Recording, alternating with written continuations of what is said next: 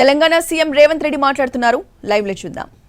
30,000 ప్రభుత్వ ఉద్యోగాల భర్తీ నియామక కార్యక్రమాన్ని ఏ ఎల్బీ స్టేడియంలో మేము బాధ్యత తీసుకున్నామో అదే ఎల్బీ స్టేడియంలో ఉద్యోగ అవకాశాలు పొందిన విద్యార్థులనే కాకుండా వాళ్ళ కుటుంబ సభ్యులను తల్లిదండ్రులను కూడా అక్కడికి ఆహ్వానించి 30,000 మందికి ఉద్యోగ నియామక పత్రాలు అందజేయడం ద్వారా వాళ్ళ తల్లిదండ్రుల కళ్ళల్లో ఆనందం ఎలా ఉంటుందో ఆ కుటుంబ సభ్యులతో చేరి రాష్ట్ర ప్రభుత్వం ఆనందంలో భాగం పంచుకోవడం జరిగింది.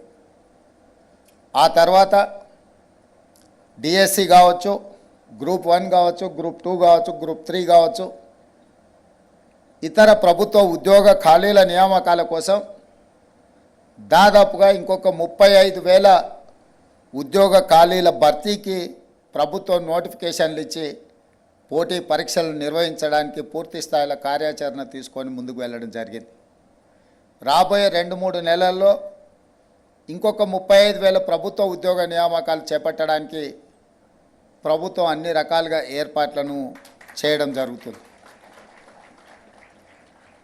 కానీ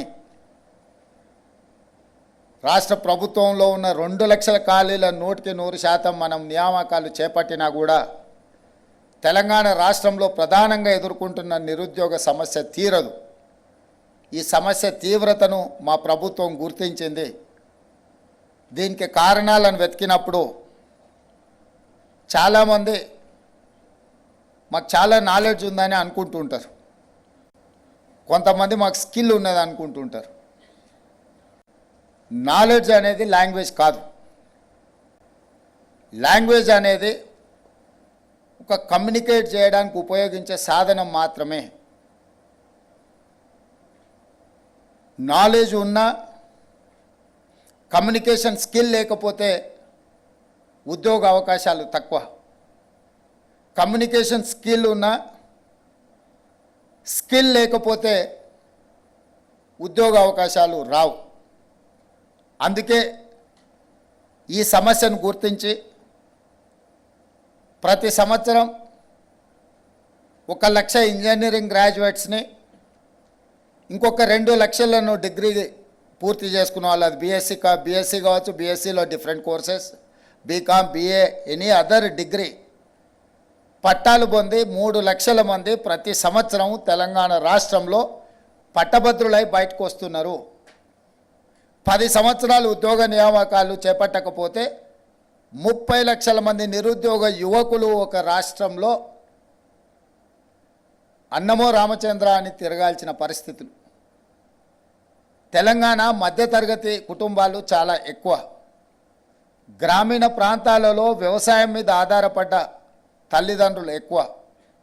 వాళ్ళందరూ కూడా వాళ్ళ పిల్లల్ని కష్టపడి, మేమన్నా చదువుకోలేకపోయినా మేము చదువుకున్న ఉద్యోగ అవకాశాలు రాలేదు, గ్రామాన్ని వ్యవసాయాన్ని నమ్ముకొని మేము ఇక్కడ ఉన్నాం, కనీసం మా పిల్లలైనా చదువుకొని పట్టభద్రులై డాక్టర్లుగానో, లాయర్లుగానో, ఇంజనీర్లుగానో, లేదా ఒక మంచి ఉద్యోగ అవకాశాలు పొంది వాళ్ళు బాగుపడాలి అని వాళ్ళు కష్టపడి చదివించిన తర్వాత పట్టాలు తీసుకొని బయటకు వస్తే మనం తీసుకున్న సర్టిఫికెట్కి మార్కెట్లో ఉన్న డిమాండ్కి పొంతన లేకుండా పోతుంది.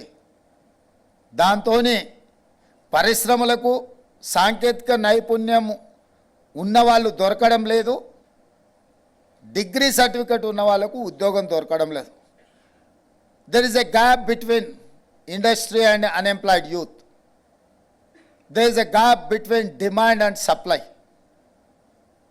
ఈ డిమాండ్ అండ్ సప్లైని మీట్ అవ్వాలన్నా, పరిశ్రమలకు అవసరమైన సాంకేతిక నైపుణ్యాన్ని పొందించాలన్నా మా ప్రభుత్వం బాధ్యత తీసుకోవాలని చెప్పి మా మంత్రివర్గంలో చర్చించి పరిశ్రమలకు సంబంధించిన వాళ్ళను పదే సచివాలయానికి పిలిచి వాళ్ళతో మాట్లాడి సంప్రదించి మీకు ఎలాంటి వాళ్ళు కావాలి, మీకు ఎలాంటి వాళ్ళను మేము ట్రైన్ చేసి మీకు అందించగలము, అసలు మీ ఆలోచన ఏంది, మీ ఆలోచనకు తగ్గట్టుగా మా తెలంగాణ రాష్ట్ర ప్రభుత్వం మా తెలంగాణ యువతను ముఖ్యంగా విద్యార్థులను తీర్చిదిద్ది మీకు అందించడానికి మేము సిద్ధంగా ఉన్నాము అని చెప్పి పరిశ్రమలకు సంబంధించిన వాళ్ళ ప్రతినిధులతో మాట్లాడడం